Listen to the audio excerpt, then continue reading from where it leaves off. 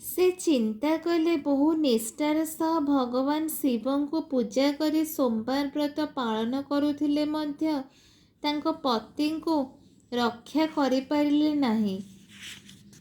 ଶିବଙ୍କ ଉପରେ ତାଙ୍କର କ୍ଷୋଭ ଜାତ ହେଲା। ପତିଙ୍କ ଶବ ନଥିବା ହେତୁ ସହଗମନ କରିବା ଶାସ୍ତ୍ରରେ ବାରଣ କରାଯାଇଥିବାରୁ ତାଙ୍କୁ ଏପରି ପଦକ୍ଷେପ ନ ନେବାକୁ ସମସ୍ତେ କହିଲେ।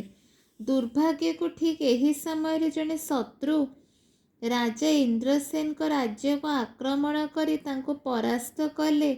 ଯାହା କୁହାଯାଇଛି, ଦୁର୍ଭାଗ୍ୟ ଏକାକୀ ଆସେ ନାହିଁ, ଏହା ତାର ବନ୍ଧୁ କୁଟୁମ୍ବଙ୍କ ସାଙ୍ଗେ ଆସିଥାଏ। ଏହା ନିରାଟ ସତ୍ୟ। ଇନ୍ଦ୍ରସେନଙ୍କ ପାଇଁ ଦୁର୍ଭାଗ୍ୟ ଗୋଟିକ ପରେ ଗୋଟିଏ ଆସିଥିଲା। ପ୍ରଥମେ ସେ ତାଙ୍କ ପୁତ୍ରଙ୍କୁ ହରାଇଲେ ଓ ଏହାପରେ ଶତ୍ରୁ ରାଜ୍ୟର ରାଜାଙ୍କ ଦ୍ୱାରା ପରାସ୍ତ ହେଲେ। ଏ ସବୁ ହେତୁ ସେ ବ୍ୟତିବ୍ୟସ୍ତ ହୋଇପଡ଼ିଲେ ଓ ମାନସିକ ଶକ୍ତି ହରାଇଲେ। ଯେତେବେଳେ ଚିତ୍ରାଙ୍ଗଦ ଭଉଁରୀରେ ପଡ଼ିଗଲେ, ସେ ଗଭୀର ଜଳର ସର୍ବନିମ୍ନ ସ୍ତରରେ ଉପନୀତ ହୋଇଥିଲେ।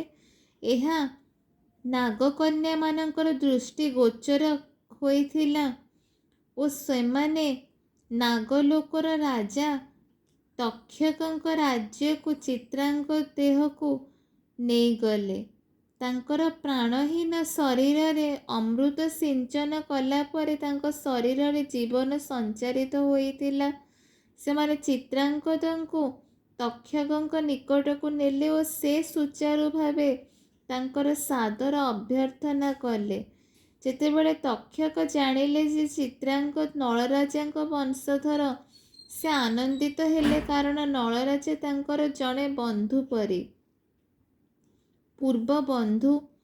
କ୍ରମେ କ୍ରମେ ରାଜକୁମାର ସୁସ୍ଥ ହୋଇ ଉଠିଲେ। ସେ ମଧ୍ୟ ଦେଖିଲେ ଯେ ସେଇ ରାଜନଗରୀ ଧନ ଅଳଙ୍କାର ପୂର୍ଣ୍ଣ ଏବଂ ଅତି ମନୋରମ ଓ ଆକର୍ଷଣୀୟ ଥିଲା। କେତେ ଦିନ ପରେ ତକ୍ଷକଙ୍କୁ ତାଙ୍କ ନିଜ ରାଜ୍ୟକୁ ଫେରିଯିବାକୁ ଚିତ୍ରାଙ୍ଗଦ କହିଲେ। ରାଜା ତକ୍ଷକ ମୂଲ୍ୟବାନ ଉପହାରମାନ ଦେଇ ତାଙ୍କ ନିଜ ପୁତ୍ର ସହ ଚିତ୍ରାଙ୍ଗଦଙ୍କୁ ବିଦାୟ ଦେଲେ। ଉଭୟ ଚିତ୍ରାଙ୍ଗଦ ଓ ନାଗଲୋକର ରାଜକୁମାର ନଦୀ ଗର୍ଭରୁ ବାହାରିଲେ ଓ ଦେଖିଲେ ଯେ ନଦୀରେ ଜଣେ ନାରୀ ଝାସ ଦେବାକୁ ଯାଉଛନ୍ତି। ସେହି ନାରୀ ସୀମନ୍ତିନୀ ଥିଲେ। ସେଦିନ ସୋମବାର ଥିଲା। ଯେହେତୁ ଭଗବାନ ତାଙ୍କୁ ପ୍ରତ୍ୟାଖ୍ୟାନ କରିଥିଲେ, ସେ ଦୁଃଖରେ ଆତ୍ମୋତ୍ସର୍ଗ କରିବାକୁ ମନସ୍ଥ ଓ ପ୍ରସ୍ତୁତି କରିସାରିଥିଲେ। ଚିତ୍ରାଙ୍ଗଦ ସୀମନ୍ତିନୀଙ୍କୁ ଚିହ୍ନି ପାରି ନଥିଲେ। ତାଙ୍କର ସୀମନ୍ତିନୀ ମୁଖମଣ୍ଡଳ ବିଷାଦପୂର୍ଣ୍ଣ ଥିଲା। ରାଜପୁତ୍ର ସେ କିଏ ଓ କାହିଁକି ଏପରି ବିଷାଦଗ୍ରସ୍ତ ବୋଲି ଅନ୍ୟମାନଙ୍କୁ ପଚାରିଲେ। ସୀମନ୍ତିନୀ କିନ୍ତୁ ରାଜପୁତ୍ରଙ୍କୁ ତାଙ୍କ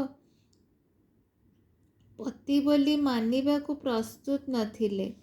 ଯଦିଓ ରାଜପୁତ୍ର ଓ ତାଙ୍କ ପତିଙ୍କ ରୂପରେ ବହୁ ସାମଞ୍ଜସ୍ୟ ଥିଲା, ତାଙ୍କ ପତିଙ୍କୁ ସେ ସବୁଦିନ ପାଇଁ ହରାଇଛନ୍ତି, ଏହି ବିଶ୍ୱାସରେ ସେ ନିଶ୍ଚିତ ଥିଲେ।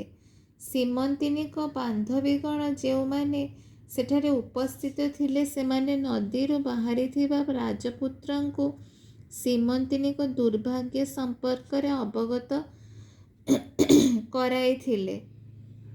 ଏଥିସହ ମଧ୍ୟ ଚିତ୍ରାଙ୍ଗଦ ସୀମନ୍ତିନୀଙ୍କୁ କହିଲେ, ସବୁ ଘଟଣା ଘଟିବା ପରେ ସେ ନାଗଲୋକରେ ସୁରକ୍ଷିତ ଥିଲେ। ଏହାପରେ ରାଜପୁତ୍ର ତାଙ୍କ ପିତାଙ୍କ ପାଖକୁ ନାଗଲୋକର ରାଜପୁତ୍ର ସହ ଗମନ କଲେ। ସେତେବେଳକୁ ଇନ୍ଦ୍ରସେନ ତାଙ୍କର ହରାଇଥିବା ରାଜ୍ୟ ଫେରି ପାଇଥିଲେ ଓ ସେ ରାଜା ଚିତ୍ରବର୍ମାଙ୍କ ପାଖକୁ ଆସୁଛନ୍ତି ବୋଲି ଖବର ପଠାଇଲେ। ଏହାପରେ ସଭିଏ ପରସ୍ପରକୁ ଚିହ୍ନି ପାରିଲେ। ଚିତ୍ରାଙ୍ଗଦ ସୁସ୍ଥ ରୂପେ ଫେରିଆସିଥିବା ହେତୁ ସୀମନ୍ତିନୀ ବହୁ ଆନନ୍ଦିତ ହେଲେ ଓ ଭଗବାନ ଶିବ ଓ ସୋମବାର ବ୍ରତ ପାଳନର ମହିମା ଅତୁଳନୀୟ ଓ ବହୁ ଶକ୍ତିଶାଳୀ ବୋଲି ବୁଝିପାରିଲେ। ଶ୍ରୀ ନରସିଂହ ସରସ୍ୱତୀଙ୍କ ଉପଦେଶ ଅନୁଯାୟୀ ସେ ସାରା ଜୀବନ ସୋମବାର ବ୍ରତ ପାଳନ କଲେ। ଏହି ବ୍ରତର ପାଳନ କରିବା ଶ୍ରୀ ନରସିଂହ ସରସ୍ୱତୀଙ୍କର ପୂଜାର୍ଚ୍ଚନା ସହ ସମାନ। ଏହାପରେ ଉଭୟ ପତି ପତ୍ନୀ ଗୁରୁନାଥଙ୍କୁ ପ୍ରଣିପାତ କରି ତାଙ୍କର ଆଶୀଷ ଲାଭ କଲେ। ପିତା ଓ ମାତା ତାଙ୍କ ପୁତ୍ର ଓ ପୁତ୍ରବଧୂଙ୍କର ଗୃହ ପ୍ରତ୍ୟାବର୍ତ୍ତନରେ ଆନନ୍ଦିତ ହେଲେ। ସମସ୍ତ ଘଟଣା ଜାଣିବା ପରେ ପିତା ଓ ମାତାଙ୍କ ହୃଦୟ ଗୁରୁନାଥଙ୍କ ପ୍ରତି କୃତଜ୍ଞତାରେ ଭରି ଉଠିଥିଲା।